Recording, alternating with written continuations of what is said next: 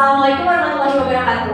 Waalaikumsalam warahmatullahi wabarakatuh. Sebelum kita mulai pembelajaran, Ibu minta untuk kelasnya menyiapkan hadiah. Pada kali ini persilakan. Baik Ibu, bersiap, berdoa, mulai. Berdoa selesai, memberi salam. Assalamualaikum warahmatullahi wabarakatuh. Waalaikumsalam warahmatullahi wabarakatuh. Apa kabar semuanya? Alhamdulillah luar biasa. Allahu Akbar. Masya Allah, semangat sekali hari ini. Oke, sebelum kita belajar, Ibu akan mengecek kehadiran kalian dulu ya. Kemudian hadir Bu, hadir Ibu Yasmin, hadir Ibu Lydia, hadir Ibu Hanifah. Alhamdulillah hari ini hadir semua ya. Oke. Hari ini kita akan belajar mengenai apa? Konsep persamaan linear satu variabel. Ada yang selalu sudah mempelajarinya?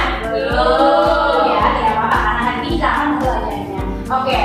Apa itu persamaan linear satu variabel? Belum tahu ya? Oke. Nanti akan kita bahas mengenai konsep persamaan linear satu variabel. Baik. Nah, mengapa kita harus mempelajari konsep persamaan linear satu variabel? Karena konsep persamaan linear satu variabel ini harus kalian kuasai supaya nanti di kelas 8 pada materi SPLDV itu sistem persamaan linear dua variabel. Nanti kalian dapat membantu kalian dalam menyelesaikan konsep SPLDV. Jadi itu manfaat dari mempelajari PLSPI. Kemudian juga dapat membantu kalian untuk mengkonversi suku pada pelajaran IPA. Jadi PLSPI ini berguna juga untuk bidang matematika seperti membantu kita dalam menyelesaikan SPLDV dan juga dalam pelajaran IPA yaitu mengkonversi suku pada pelajaran IPA. Oke, baik. Nah, apakah kalian masih mengingat tentang operasi aljabar? Sedikit ya. Oke, baik. Akan diingatkan yang pertama, apa itu aljabar? Aljabar adalah metode penyelesaian masalah matematika di mana angka yang belum diketahui misalkan dengan huruf. Oke, coba perhatikan di sini ada berapa buku? Nah, kita dapat memisahkan banyaknya buku dengan X.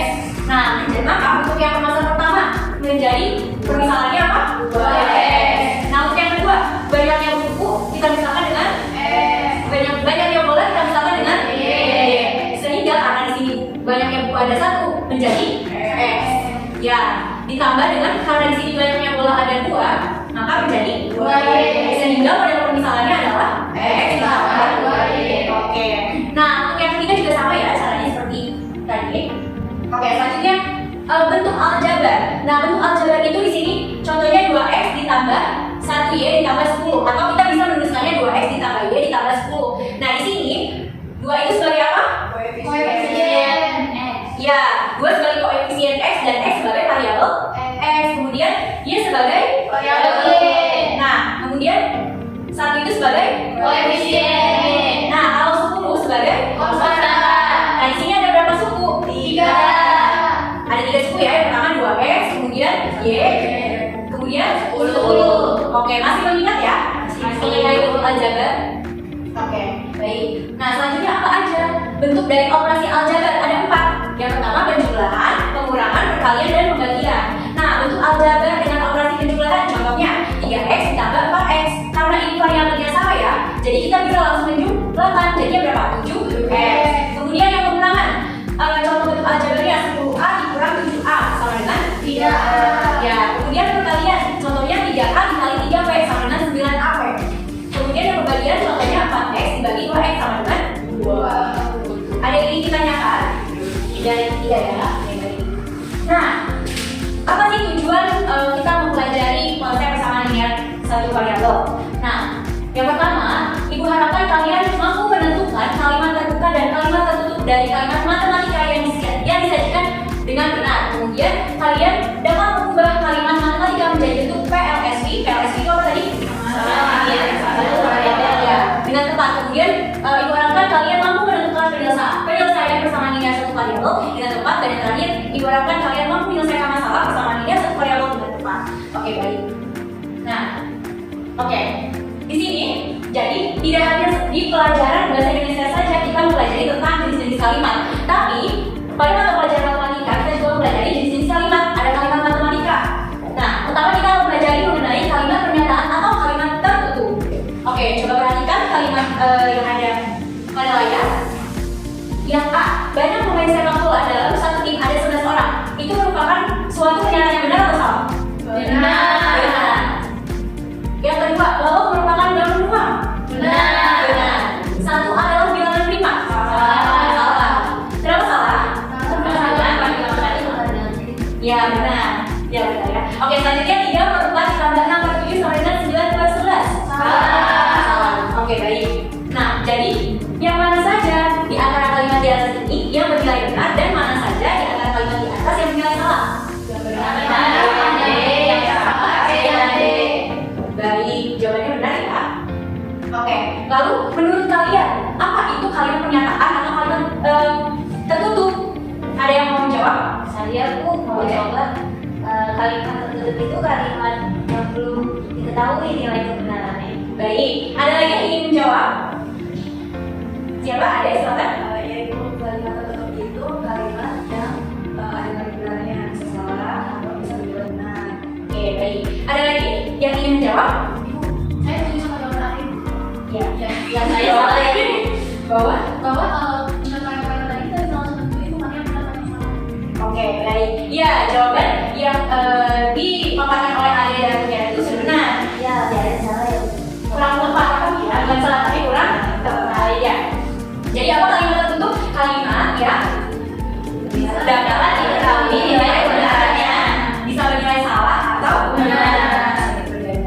Oke, baik. Nah, selanjutnya tadi kan kita baru belajar kalimat tertutup nih. Sekarang yaitu kalimat terbuka. Coba amati masalah buku yang ada pada layar ini. Suatu hari Malik membawa sebuah tas yang berisi buku. Sebelum tas dibuka, Malik berkata pada temannya, banyak buku di dalam tas ada 9 buah. Nah, pertanyaannya, bagaimana pendapat kalian tentang ucapan Malik? Belum bisa dipercaya. Karena masih ditutup. Iya. Oh, kayak buku. Di dalam tasnya ada apa? Itu benar salah. Ya, ada lagi yang punya jawaban berbeda? Tidak, oke. Jadi pendapat kalian belum percaya ya? Iya. Karena kalian belum melihat isi tas Malik. Apakah benar di dalam tas Malik itu ada 9 buku atau Tidak. Oke, baik. Nah, perhatikan kembali. Perhatikan kalimat berikut ini. 8 dikurangi suatu bilangan, hasilnya adalah 3. Apakah kalian dapat menentukan kalimat itu benar atau salah? Masih belum ya? Ya, jadi kita tidak dapat menentukan apakah kalimat itu benar atau salah karena suatu bilangan pada kalimat itu belum diketahui nilainya. Benar atau salahnya bergantung pada berapakah suatu bilangan itu. Jika suatu bilangan diganti dengan 5, maka kalimat itu menjadi 8 dikurangi 5 hasilnya 3. Maka kalimat ini bernilai benar. Karena 8 dikurangi 5 hasilnya 3. Kemudian jika suatu bilangan diganti dengan 2, maka kalimat itu menjadi 8 dikurangi 2 hasilnya 3. Maka kalimat ini adalah kalimat yang salah. Jadi menurut kalian apakah itu termasuk kalimat terbuka? Apakah kalimat 8 dikurangi suatu bilangan hasilnya adalah 3 termasuk kalimat terbuka? Iya. Iya jawabannya. Nah, mengapa? Ada yang ingin menjawab? Ibu, karena ini karena kita tidak dapat menentukan apakah kalimatnya itu benar atau salah. Ya benar, jawabannya tepat ya. Karena kita belum mengetahui apakah kalimat 8 dikurangi suatu bilangan hasilnya adalah 3. Nah, tadi ya penjelasannya bisa benar jika suatu bilangan itu diganti dengan 5. Nah, bisa bernilai salah jika suatu bilangan itu diganti dengan 2. Oke. Jadi dapat dipahami dari kalimat tertutup dan kalimat terbuka? Bisa. Bisa ya, Pak? Oke, baik. Selanjutnya kita akan mencoba menyelesaikan masalah jumlah jungkit. Wah, ada masalah apa ya di jumlah jungkit ini? Nah, untuk mengetahui penyelesaian masalah terkait masalah jumlah jungkit ini, Ibu akan membagi kalian menjadi 2 kelompok. Oke. Ini kelompok 1, ini kelompok 2 ya. Oke, baik. Nah, di sini kalian akan mengerjakan LKPD. Oke, sebentar ya. Oke. Kalian sudah mendapatkan LKPD-nya? Sudah. Baik. Nah, untuk yang fase simulation nanti kalian bisa isi ya. Karena itu tadi sudah kita bahas di awal, yang kalimat terbuka, kalimat tertutup. Nah, nanti kalian tinggal salin saja. Nah, selanjutnya kita ke masalah jumlah jungkit. Nah, ini merupakan fase problem statement. Jadi kalian amati dulu dan kalian pahami nih di permasalahan jumlah jungkit itu masalah yang dibahasnya itu tentang apa. Oke, dapat dipahami? Bisa ibu. Nah, pada masalah jumlah-jumlah ini, ada pertanyaan dari informasi di atas, apa yang dapat kalian tuliskan? Oke, silakan.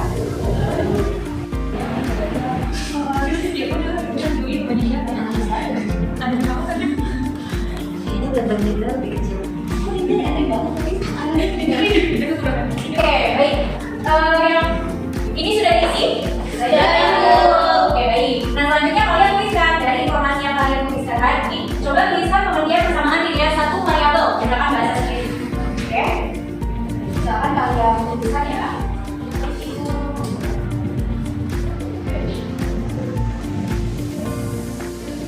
Oke. Sudah? Sudah, Ibu. Oke, selanjutnya yaitu fase data collection. Nah, jadi di sini kalian boleh mencari referensi yang sesuai. Tentunya kalian boleh mengakses buku matematika yang sudah dibagikan ya. Kemudian juga kalian boleh mencari referensi di internet. Oke, silakan.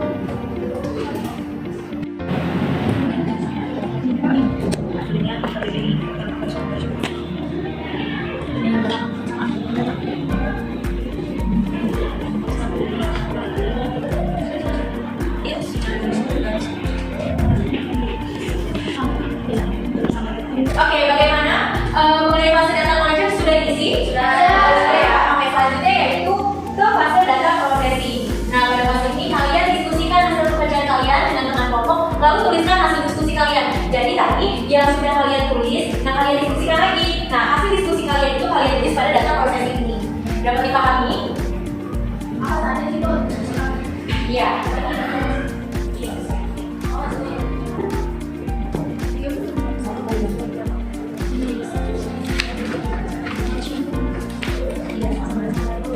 Oke, bagaimana mengenai fase data processing sudah diisi? Sudah.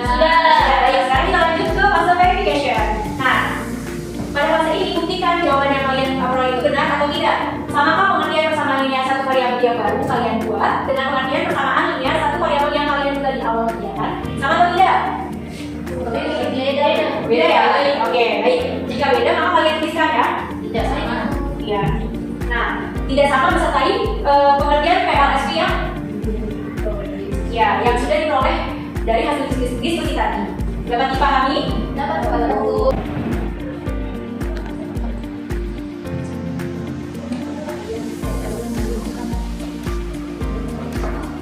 Oke, selanjutnya yaitu fase generalization atau menarik kesimpulan. Nah, di sini kalian membuat kesimpulan yang berkaitan dengan materi konsep persamaan linear satu variabel dengan tepat. Oke, silakan diisi ya.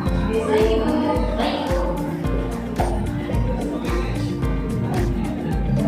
Oke.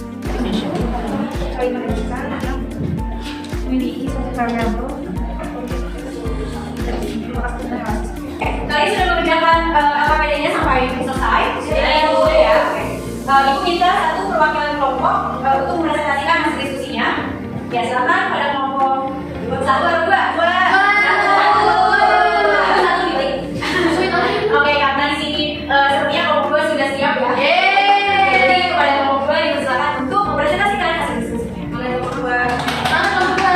Siap. Silakan. Iya, semuanya. Silakan kepada kelompok dua mempresentasikan hasil diskusinya. Baik, Ibu. Mulai dari kegiatan 1. Iya, silakan. Nah, teman-teman, kita lihat kegiatan 1. Di situ kan tadi sudah kita baca bersama-sama ya, dari ada kalimat tertutup dari A sampai dengan D. Di bagian menanya itu ditanya manakah di antara kalimat di atas yang menilai benar dan manakah di antara kalimat di atas yang menilai salah. Yang benar adalah kalimat A dan kalimat B, dan yang salah adalah kalimat C dan kalimat D. Dari selanjutnya. Nah, selanjutnya apa itu kalimat tertutup? Kalimat tertutup itu adalah kalimat yang dapat ditentukan sebagai kebenarannya. Oke, selanjutnya. Nah, selanjutnya di bagian satu asal buku itu ya, bagaimana pendapat tentang ucapan lain? Mari kan bilang pada buku dalam ada 9 buah. Saya tidak percaya dengan ucapan lain karena kami tidak bisa melihat isi lain. Oke, nah ya. Selanjutnya. Selanjutnya masih di kalimat terbuka kedua, ya bagian 2. Di sini ada tentang 8 dikurangi 1 bilangan misalnya adalah 3. Nah, menurut kalian apakah itu termasuk kalimat terbuka? Iya Bu, karena kita tidak tahu suatu bilangan yang mengurangi laba itu nilainya berapa. Jadi ketika diganti dengan 5 suatu bilangan itu, maka hasilnya akan benar jadi 3. Tetapi ketika suatu bilangan itu jadi 2, maka kalimat itu jadi hasilnya salah, bukan nilai 3. Oke, benar ya. Selanjutnya itu pada bagian 3. Bagian persamaan linear satu variabel. Oke. Sekarang dibaca dulu masalahnya. Oke, jadi di sini ada proses following statement. Di sini ada halaman berikut. Di sebuah taman terdapat 2 titik. Aldi dengan berat badan 60 kg dan Andra dengan berat badan 25 kg naik di 2 titik. Sehingga 2 titiknya berada dalam keadaan yang tidak seimbang seperti pada gambar. Lalu kemudian Bilal datang dan menggabungkan Andra sehingga menyebabkan 2 titiknya berada pada posisi seimbang. Maka tentukan berat badan Bilal. Oke, silakan dari informasi tadi apa yang dapat kalian tuliskan? Nah, boleh bagian tuliskan ya.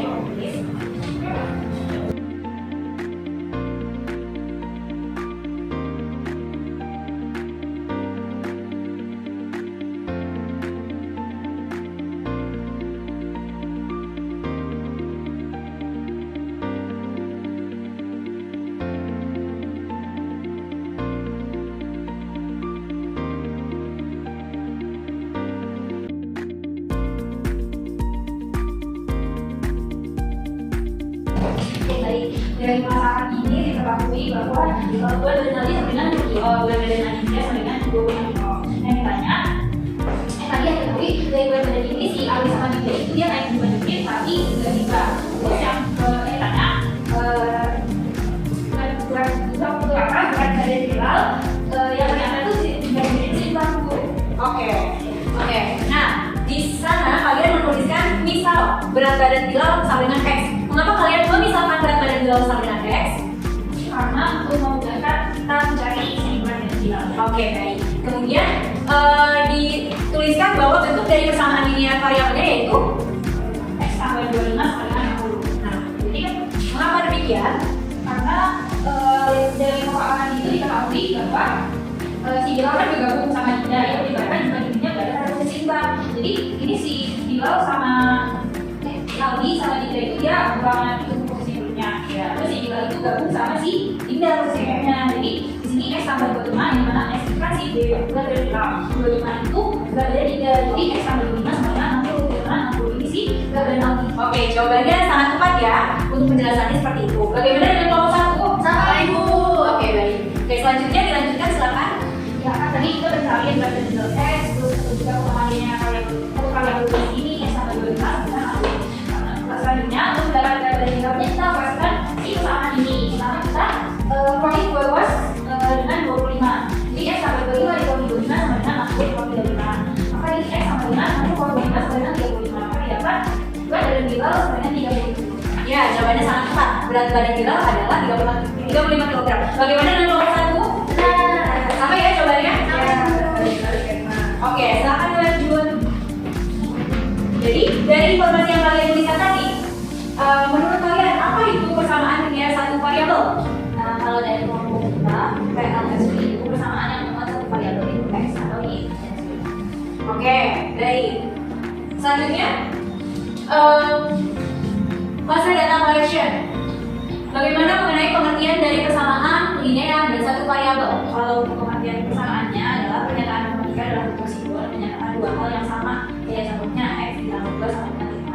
Nah, kalau untuk pengertian linearnya adalah berbagai satu kakak satu. Linear itu berarti kalau satu Ya, itu berbagai satu. Nah, kalau satu variabel adalah ubah yang nilainya belum diketahui, contohnya kayak X, Y, dan sebagainya. Biasanya itu simbolnya kayak disimbolkan dengan huruf. Oke, benar ya, jawabannya tepat. Bagaimana dengan kelompok 1? Sama itu. Sama ya, apakah ada perbedaan dari pengertian persamaan linear dan satu variabel? Oke, baik. Selanjutnya silakan mengenai fase data processing. Untuk fase data prosesinya hasil diskusi dari kelompok kita LSP adalah persamaan berbentuk kalimat terbuka yang dihubungkan dengan tanda sampai dengan datanya memiliki satu badan. Oke, baik. Bagaimana dengan kelompok 1? Fase data processing sama? Oke, baik. Selanjutnya yaitu fase verification. Untuk fase verification setelah kita searching ya Bu, di preferensi referensi itu tidak sama hasilnya dari pengertian yang kita duga di awal dengan hasil yang kita temukan di beberapa referensi. Oke. Berarti dugaan yang kalian duga mengenai pengertian PRS di awal kurang ya. Oke, baik. Nah, ada lagi yang mau disampaikan terkait tadi fase verification? Oke, selanjutnya yang terakhir ya, fase menarik kesimpulan. Nah, apa yang akan kalian simpulkan? Dari yang kita simpulkan, PLSP adalah persamaan berbentuk kalimat terbuka yang memiliki satu variabel berpangkat satu dengan relasi sama dengan. Oke, jawabannya tepat. Bagaimana dengan kelompok satu? Apakah ada jawaban yang berbeda?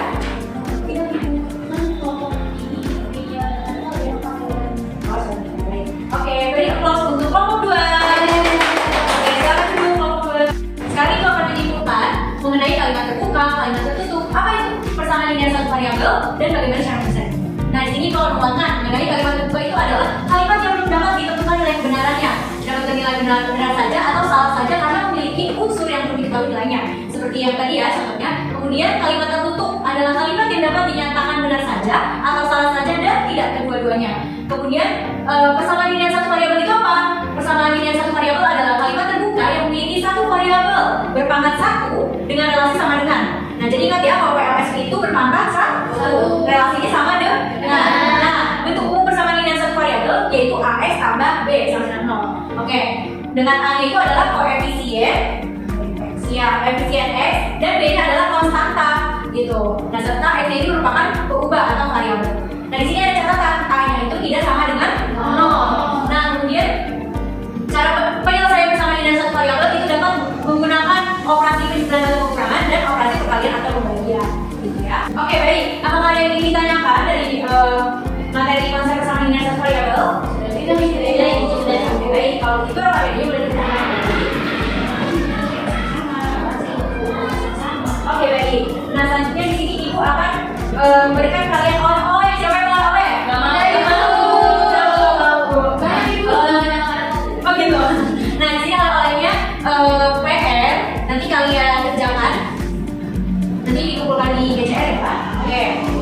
Baik. Cukup sampai sini untuk pelajaran kali ini. Jika tidak ada yang ditanyakan, Ibu cukupkan saja ya. Kemudian untuk selanjutnya itu kita akan mempelajari mengenai pertidaksamaan linear satu variabel. Jadi kalian boleh baca-baca dulu ya dari referensi yang sudah diberikan. Oke. Oke, tetap semangat ya semuanya. Semangat. Ibu tutup dengan ucapan alhamdulillah. Selamat keluarnya. Bersiap, berdoa, mulai. Berdoa selesai. Memberi salam